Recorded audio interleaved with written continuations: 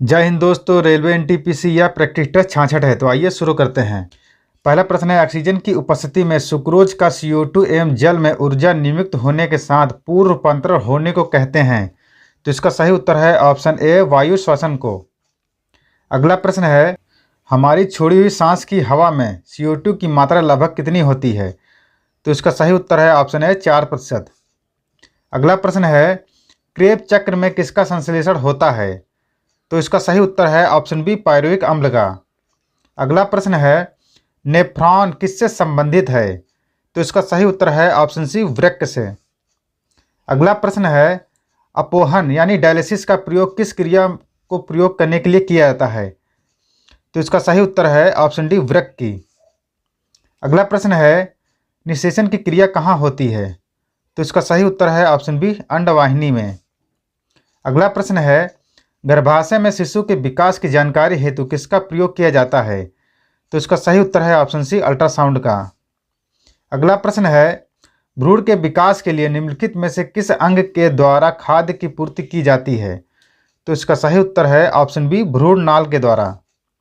अगला प्रश्न है, स्त्रियों की नसबंदी को कहा जाता है? तो इसका सही उत्तर है ऑप्शन बी, ट्यूबेकोटॉमी। अगला प्रश्न है, निम्नलिखित में से कौन एक ग्रंथि नहीं है? तो इसका सही उत्तर है ऑप्शन बी, जठर। अगला प्रश्न है, मानव शरीर की किस ग्रंथि को मास्टर ग्रंथि कहा जाता है? तो इसका सही उत्तर है ऑप्शन सी, पीयूष ग्रंथि को।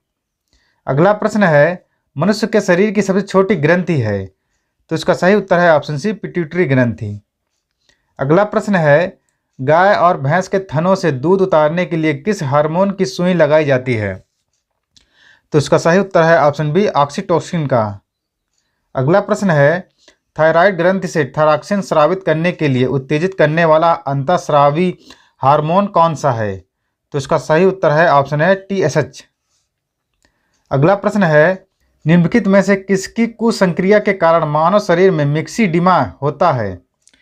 तो इसका सही उत्तर है ऑप्शन डी, अक्टू ग्रंथि के कारण।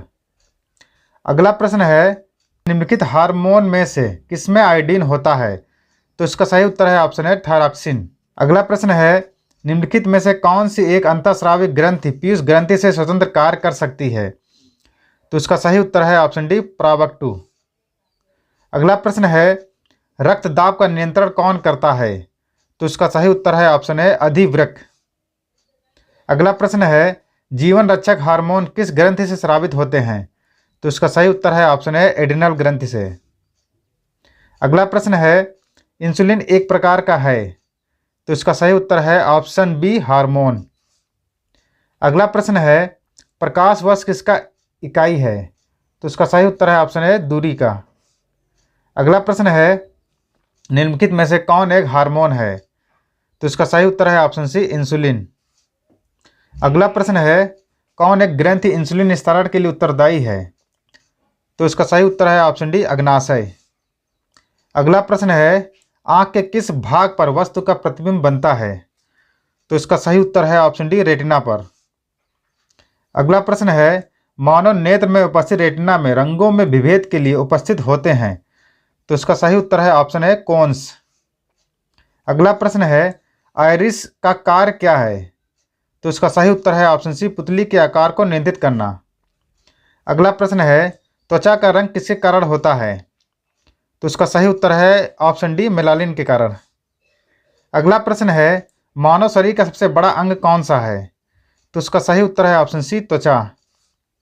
अगला प्रश्न है, निम्नलिखित में से कौन सा पदार्थ मानव शरीर में सबसे अधिक कठोर होता है? तो इसका सही उत्तर है ऑप्शन बी, दल्त वल्क। अगला प्रश्न है, मायोग्लोबिन में कौन सी धातु होती है? तो इसका सही उत्तर है ऑप्शन डी, लोहा। अगला प्रश्न है, मानव का सामान्य रक्तदाब कितना होता है? तो इसका सही उत्तर है ऑप्शन ए, 120/80 mmHg। अगला प्रश्न है, मानव शरीर का सामान्य तापमान होता है? तो इसका सही उत्तर है ऑप्शन बी, 37 डिग्री सेल्सियस। अगला प्रश्न है, कैप्सूल का आवरण बना होता है? तो इसका सही उत्तर है ऑप्शन सी, सेलुलोज का। अगला प्रश्न है, शहद का प्रमुख घटक है? तो इसका सही उत्तर है ऑप्शन डी, फ्रक्टोस।